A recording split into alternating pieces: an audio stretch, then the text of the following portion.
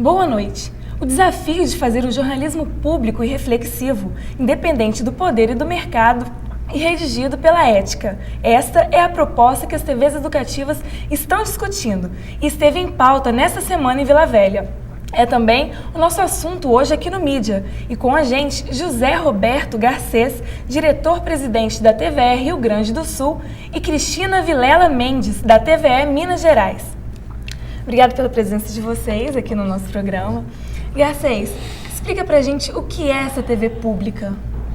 A TV pública, na verdade, é hoje uma tentativa, um processo conjunto em que estão envolvidas as emissoras de todos os estados brasileiros, praticamente, reunidas na ABPEC, Associação Brasileira das Emissoras Públicas, Educativas e Culturais, uma tentativa de criação de uma alternativa à televisão no Brasil. Nós temos no Brasil, o modelo implantado de televisão no Brasil é um modelo que privilegia a TV comercial. Foi assim desde 1950, com a primeira televisão. Na década de 70 surgiram as TVs educativas para cumprir um papel auxiliar na educação, dessas TVs educativas, elas avançaram para o que hoje nós chamamos de TV pública, que é um termo, na verdade, não consolidado pela legislação, não reconhecido pela legislação, que, na verdade, foi ultrapassado pela realidade. A partir do exemplo, principalmente da TV Cultura de São Paulo, mas hoje já espalhado por várias emissoras, por várias TVs educativas dos estados, nós tentamos criar um modelo de televisão que esteja pautado não pelo mercado, mas sim pela ética do cidadão, que seja pautado pela necessidade de reflexão e não apenas pela busca do lucro fácil, da audiência simples, que é conquistada através de entretenimento de baixa qualidade. Então, é um processo, na verdade, que busca colocar no panorama da televisão brasileira uma alternativa de profundidade, de qualidade, sem deixar de ser feita com os requisitos formais que uma televisão exige. As TVs educativas, de forma geral, elas dependem do governo, para se manter. E Sim. Com isso acaba fazendo aquele... A gente chama de chapa branca, O governo quer mostrar o lado positivo, E como fazer um jornalismo cidadão? Como eu disse, como nós estamos, na verdade, num processo. É uma busca, realmente, que nós não temos uma fórmula pronta. Nós não podemos copiar, por exemplo, o modelo europeu. O modelo europeu se consolidou a partir de uma televisão pública. E hoje, na verdade, com a entrada de emissoras privadas, que ela se volta mais para o mercado. Nós não podemos copiar simplesmente o modelo europeu. Nós temos que criar o nosso próprio modelo aqui no Brasil. Um dos tantos desafios que nós temos é justamente este. A origem das nossas emissoras, em geral, ou quase todas, todas elas são ligadas a governo. Algumas, a governos, a maioria delas ligadas a governos estaduais, algumas a universidades, governo federal, enfim. Mas tem a relação com o poder, com os governos locais ou nacional. Encontrar, então, uma forma de fazer com que essas emissoras não sejam apenas um porta-voz eletrônico desses governos é um dos nossos desafios. Certamente a saída passa pela existência de alguma forma de controle social das nossas emissoras. Ou seja, a sociedade tem que passar a ela ser a efetiva controladora dessa televisão. Em algumas emissoras, esse processo está mais adiantado, com a instalação de conselhos deliberativos representativos da sociedade. Em outros ainda não, mas certamente o que se percebe hoje é o reconhecimento por parte de grande parte da sociedade e de muitos governos, da necessidade de alterar esse modelo puramente estatal, que até pode se discutir se há necessidade de uma televisão estatal simplesmente. Pode até, eu, por exemplo, admito que se deva discutir isso, a necessidade de uma televisão estatal, nos moldes, por exemplo, só para colocar como a TV Câmara, a TV do Senado, agora a TV do Judiciário. Acho que há até espaço para isso, mas essa é uma outra discussão. Hoje o que se pensa é que as TVs públicas têm que... É necessário haver essa TV, então, que seja controlada pela sociedade, que não esteja ao sabor e ao dispor dos governos eventuais, que mudam de 4 em 4 anos. é um esforço, para nós que dirigimos as TVs, é um esforço diário quase, né, de encontrar formas de não nos submetermos à lógica que muitas vezes nem os governantes às vezes querem, ou às vezes não querem, isso é diferente muitas vezes, mas que nós mesmos estamos bitolados por uma forma tradicional. Precisamos encontrar caminhos de remover o poder das emissoras do Estado para a sociedade. Cristina, qual seria assim, a saída para as TVs educativas, já que elas não têm autonomia nem jurídica nem financeira? Olha, eu acho que a gente só faz as coisas acontecerem ousando. Então, eu acrescentaria na fala do Garcês 2 coisas.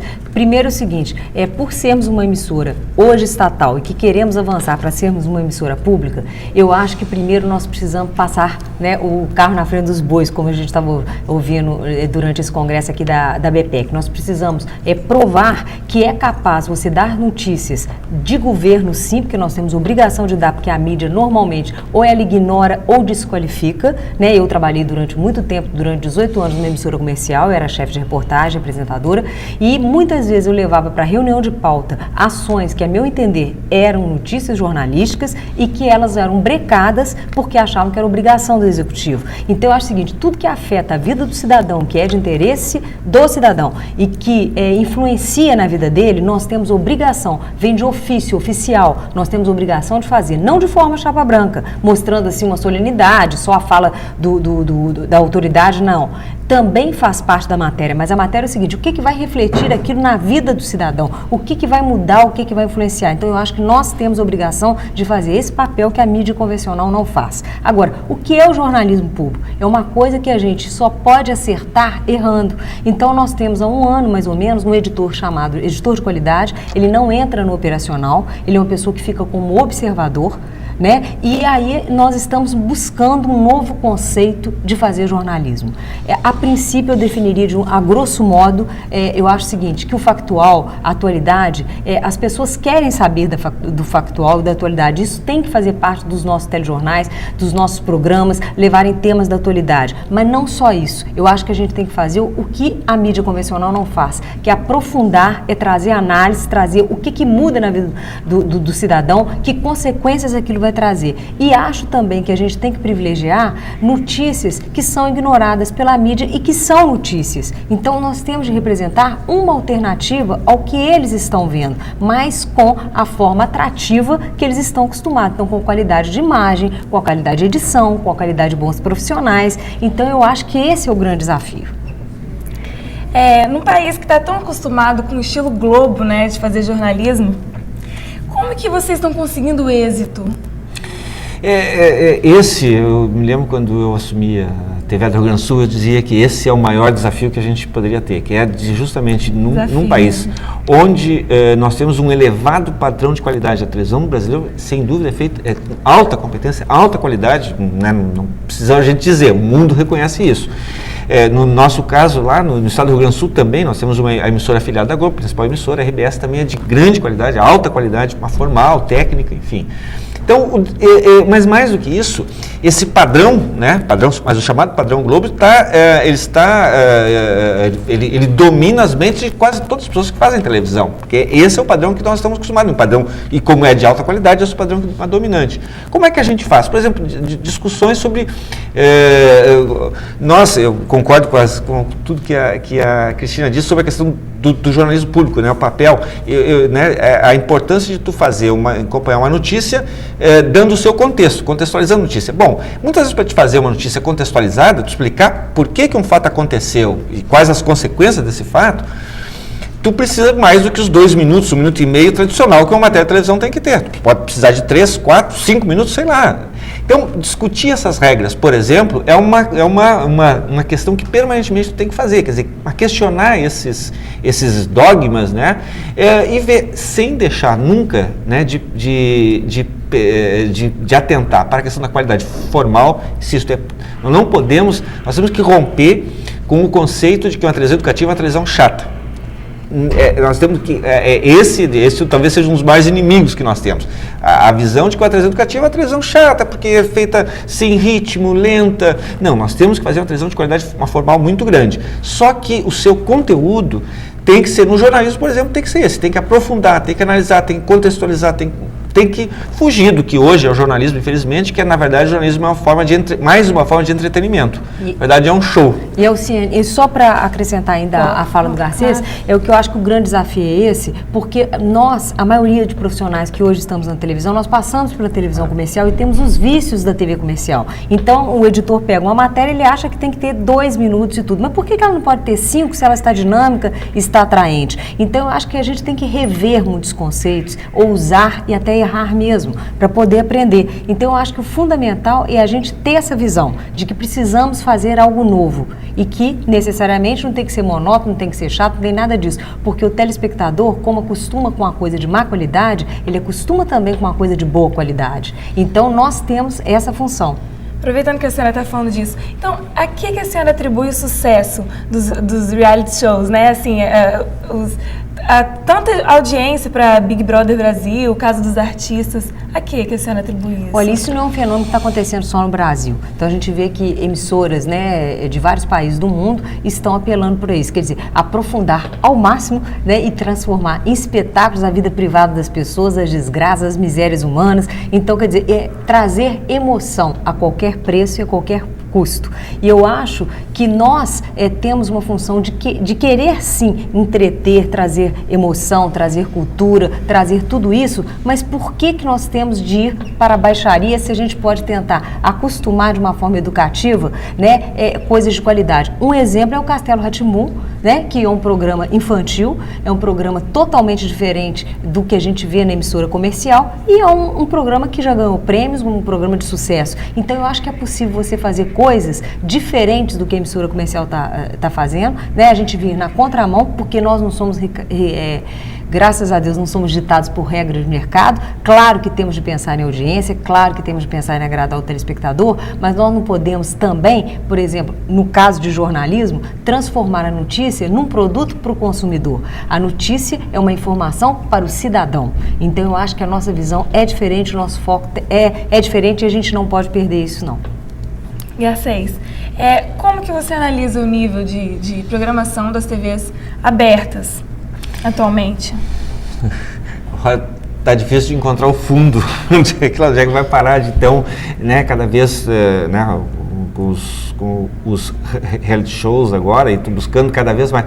Mas isso eu diria quase que é da natureza, infelizmente é da natureza da televisão, na medida em que ela vai simplesmente em busca de mercado e do lucro.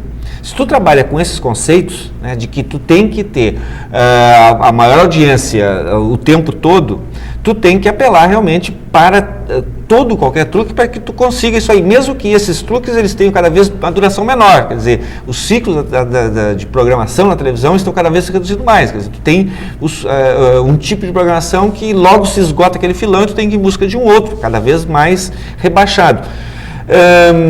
Eu acho que é preciso romper esse ciclo e fazer uma discussão profunda, né, por toda a sociedade brasileira, de que a comunicação ela não pode ser vista apenas como um negócio privado. Acho que essa é uma questão de fundo para todos nós. Na medida em que todos nós discutimos, por exemplo, a questão da saúde pública, a questão da educação, a questão da habitação, da assistência social como políticas públicas, em que todos nós estamos envolvidos, nós precisamos pensar também a comunicação também como uma política pública. Se nós atentarmos ao fato de que as rádios e televisões, por exemplo, são concessões públicas, elas não são negócios puramente privados, elas são concessões da sociedade, através de mecanismos que ela estabelece, ela cede para que um grupo explore aquele canal de televisão, aquele canal de rádio, por um determinado tempo. Ela tem que seguir regras que a sociedade estabelece. Muitas vezes as emissoras, né, os grupos privados de comunicação dizem que isso é censura. Na verdade, acho que é preciso lutar contra isso e defender que haja assim um controle público e que a comunicação seja vista como uma política que as pessoas, que a sociedade tem que discutir e estabelecer quais são as regras no que ela vai ser feita. Na saúde, houve uma discussão e na Constituição chegou-se à conclusão que a saúde é um dever do Estado e um direito de todo o cidadão. Esse é o lema que hoje trabalhamos na saúde pública no Brasil. Por que a comunicação não pode ser discutida também como uma política pública e ter definidas suas regras, né, suas regras de relação? Eu acho que quando isso houvesse, haveria uma legitimidade, em primeiro lugar, para que as emissoras pudessem estabelecer uma programação né, de acordo com a vontade da maioria da população, e haveria, eu tenho certeza, uma elevação da qualidade, uma melhoria dos níveis de integração entre a sociedade e a comunicação, levando em conta principalmente que hoje não há dúvida, na minha opinião, de que a comunicação talvez seja, entre todas essas políticas, aquela que mais influencia na formação de todas as demais políticas. Agora nós vamos ao intervalo, rapidinho a gente volta, aguardem.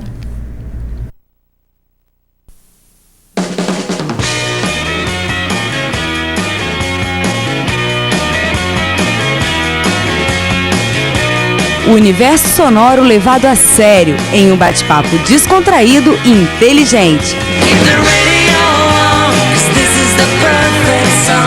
Tudo isso na Garagem, seu programa quinzenal, domingo, às 9h30 da noite.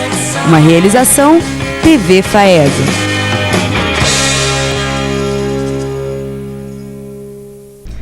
O MID está discutindo jornalismo público com o diretor-presidente da TVE Rio Grande do Sul, José Roberto Garcês, e Cristina Vilela Mendes, da TVE Minas Gerais.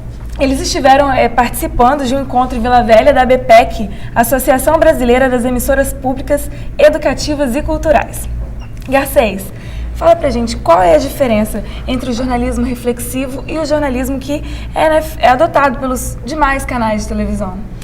Bom, como sempre, né, eu digo que nós não temos conceitos prontos, já fórmulas prontas, nós estamos na construção desse processo. Há diferenças, né, claras assim, que a gente pode estabelecer algumas regras. Por exemplo, nós trabalhamos, buscamos sempre essa contextualização da notícia, a notícia não apenas como uma busca da emoção fácil, né, ou da tragédia, fazendo com que a televisão se transforme, ela seja um instrumento de ajuda das pessoas a entender a realidade e formar sua opinião a partir de uma visão que a televisão possa passar do que está acontecendo no mundo. Há algumas coisas assim que eu diria que já são bem concretas no jornalismo que buscamos praticar. Por exemplo, né, quando a gente fala que o jornalismo é reflexivo ou cidadão e tal, é essa busca de... tem um amigo meu que brinca que a gente devia fazer uma televisão que levasse as pessoas a não assistir televisão, a ler, fazer outras coisas. Mas, por exemplo, para estabelecer claramente uma diferença assim, concreta, a forma como o cidadão comum é tratado nos noticiários. Em geral, a fórmula, né, que existe do jornalismo de televisão é de que tu tem um fato, tu noticia aquele fato, um especialista, alguém que é digamos, alguém da elite intelectual, explica aquele fato, né, traduz aquele fato, explica por que aquilo está acontecendo, e alguém do povo, em geral, legitima apenas a opinião de alguém que é superior a ele, né, que tem, então, essa pessoa do povo apenas está ali para aparecer para legitimar, né, a opinião de alguém que entende do assunto. No jornalismo que praticamos, as pessoas têm o mesmo valor, não é por uma pretensa autoridade intelectual que ela vai ter mais tempo. Por exemplo, se estivéssemos fazendo uma matéria sobre inflação, a fórmula tradicional seria de que alguém faria uma cabeça, diria a inflação é de tanto e tal, apareceria um economista ou Delfim Neto explicando, a televisão cresceu porque o chuchu deu pouco e então agora está a inflação inercial, sei lá, alguns conceitos daquele tipo que eles falavam. Entraria uma dona de casa no supermercado para dizer, pois está tudo muito caro. Como se as pessoas comuns não fossem capazes de ter um raciocínio um pouco mais elaborado, um pouco mais sofisticado e explicar, às vezes, muito melhor do que um economista, por que as coisas estão subindo, o que acontece, o que é a inflação. Nós estabelecemos que o cidadão comum ele tem o direito de falar mais do que aqueles 5 segundos que a regra oficial determina. Ele pode falar o tempo necessário para que ele expresse um pensamento com início, meio e fim. Ou seja, ele tem que ter o tempo necessário assim como alguém que é teoricamente superior intelectualmente tem para explicar o seu raciocínio. Não. Todas as pessoas, elas são iguais no seu direito de se expressar. Né? E a gente procura praticar isso. Eu acho que a Cristina, ao falar que a gente precisa errar muito para até acertar, ela expressa exatamente o que nós estamos fazendo, o momento que nós estamos passando. Nós estamos tentando aprender a fazer um jornalismo diferente. Mas um jornalismo um exemplo que eu procurei dar, que eu dei, procuro estabelecer um pouco dos caminhos que a gente está buscando. Como conquistar o telespectador para esse jornalismo diferente que vocês estão buscando? Tentando mostrar a ele, e mais uma vez o socorro do que a Cristina falou, oferecendo opções de melhor qualidade. Sempre que nós oferecemos... televisão, rádio, é hábito, né? As pessoas elas aprendem a ver e a ouvir com o tempo. Na medida em que ela foi acostumada, o telespectador foi acostumado a ver maciçamente produções ou fórmulas de baixa qualidade ou que não respeitam, digamos, a integridade, né, de todos os cidadãos de forma igual, ele foi se acostumando a isso. Nós precisamos acostumar a assistir do contrário, quer dizer, as pessoas têm que ver que elas podem assistir um telejornal diferente, em que as notícias não tem aquele ritmo veloz, em que no final não fica nada, e sim, elas vão ter que se acostumar. Algumas regras que a gente tem que manter, né, da televisão, que é uma regra de dinamismo, de qualidade formal, mas o conteúdo precisa ser diferente. Eu acho que o foco tem que ser diferente, acrescentando aí, eu acho que o foco tem que ser diferente e a gente tem que entender o seguinte, que nosso papel, a nossa missão fundamental é tirar o telespectador da passividade como ele fica diante do vídeo. Então nós temos assim, de dar um murro no estômago dele, fazer ele pensar e principalmente... Ele fica vendo, só recebendo. Só recebendo, quer dizer, e aí fica com a inércia do espelhamento, quer dizer, ele remete aquilo que ele é.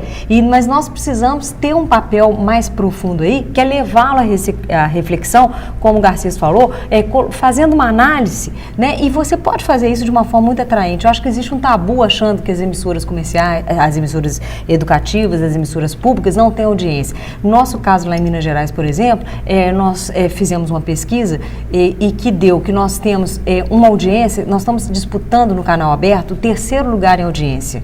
Nós estamos com uma campanha na rua que chama Alternativa de Quem Pensa, justamente buscando esse diferencial no mercado.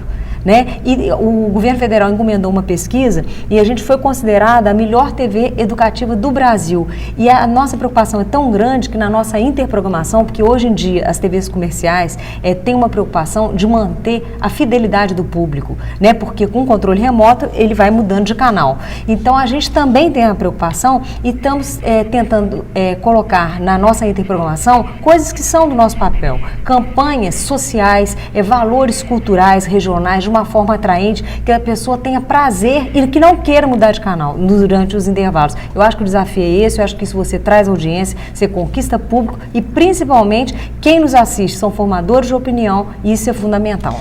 Por exemplo, para falar sobre, aproveitando esse gancho do Twitter programa, né, do espaço que normalmente numa emissora comercial é utilizado pelos comerciais. Nós, como não temos essa busca de ir ao mercado, queremos até ocupar muitos dos nossos espaços com propaganda institucional, sim. Mas como nós não temos apenas esse interesse, nós devemos usar o nosso intervalo para que também naquele espaço também se use para reflexão. Para que as pessoas vejam televisão, aquela frase que eu disse que meu amigo dizia, que a gente tem que fazer televisão para que as pessoas não assistam televisão, na verdade, as pessoas têm que sair da frente da televisão e ficar pensando. Né? E não ser televisão e ter a fórmula pronta. Bom, o mundo é assim. Não, as pessoas têm que sair da frente da televisão e ficar pensando. Não só aceitar, né? Exatamente, tem que pensar depois disso.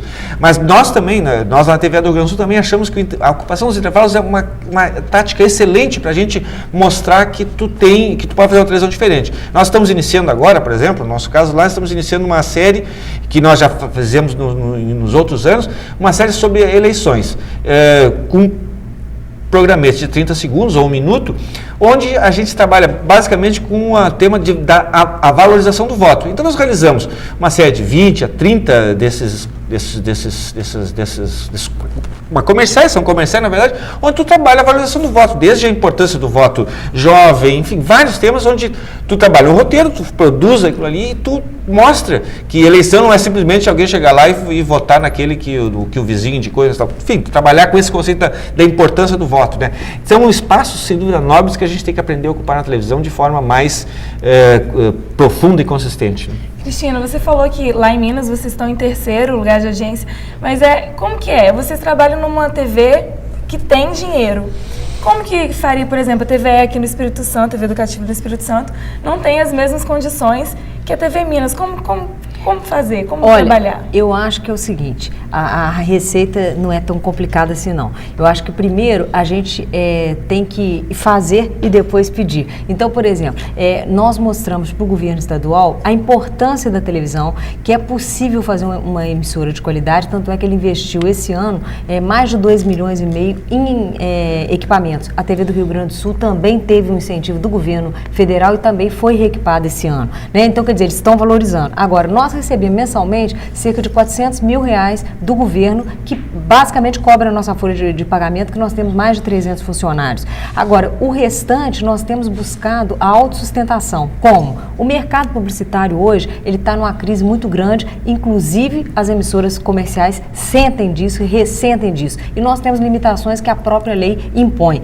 Não é tudo que nós podemos anunciar nas nossas emissoras. Então, nós descobrimos um nicho do mercado que é justamente a prestação de serviço, a produção de vídeos. Então, a Rede Minas Produtora. E nós ganhamos agora, só para você ter ideia, licitações do TSE, no valor de R$2.600.000, licitação da FIAM, R$1 milhão de reais para a produção de vídeos, e estamos produzindo o projeto Veredas, que é a primeira universidade à distância da América Latina, e que está nos dando R$2,5 milhões. E isso a gente investe em cenários, em a programação visual, em novos equipamentos, na intranet lá dentro. Então a gente reinveste na própria televisão e com isso você tem uma qualidade maior e você consegue conquistar uma audiência maior.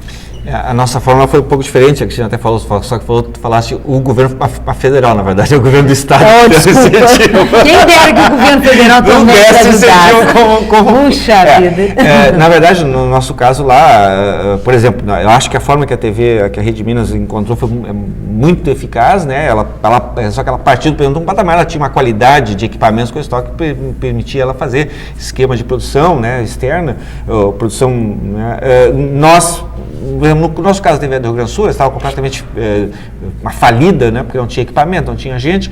E o que aconteceu foi que o governo do estado, ao entender, né, e na verdade já trabalhava com isso antes, né, de ser eleito, entendendo aquele discurso da comunicação como uma política pública, é preciso, né, colocar ela a serviço do cidadão, investiu maciçamente. Nós vamos completar os 4 anos da gestão do governo do estado lá no Rio Grande do Sul, investindo cerca de R$14 milhões no reequipamento da emissora. Nós compramos todos os equipamentos digitais, estamos trocando agora mais o transmissor, fazendo uma nova televisão e uma nova rádio. Nós temos também uma emissora de rádio FM.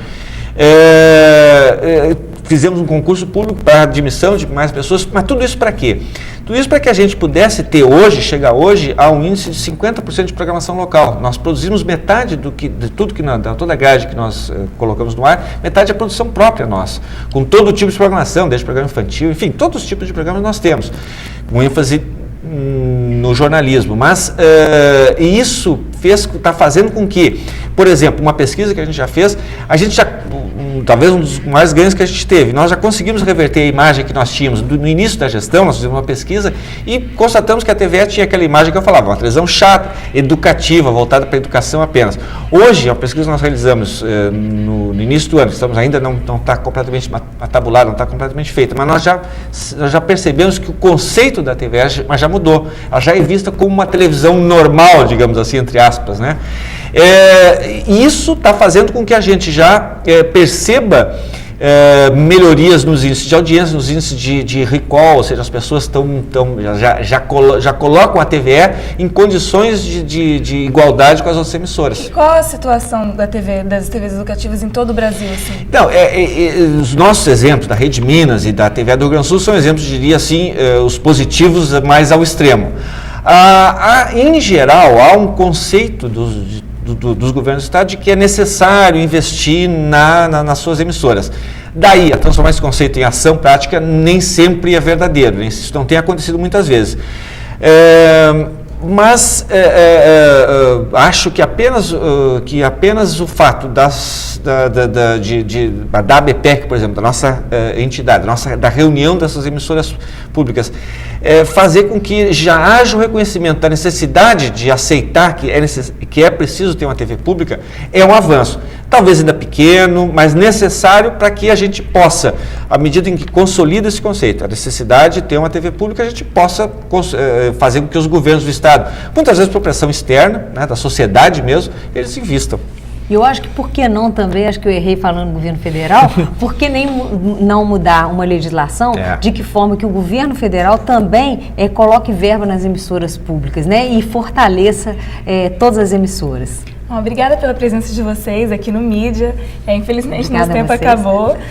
Semana que vem a gente volta e uma boa noite para você.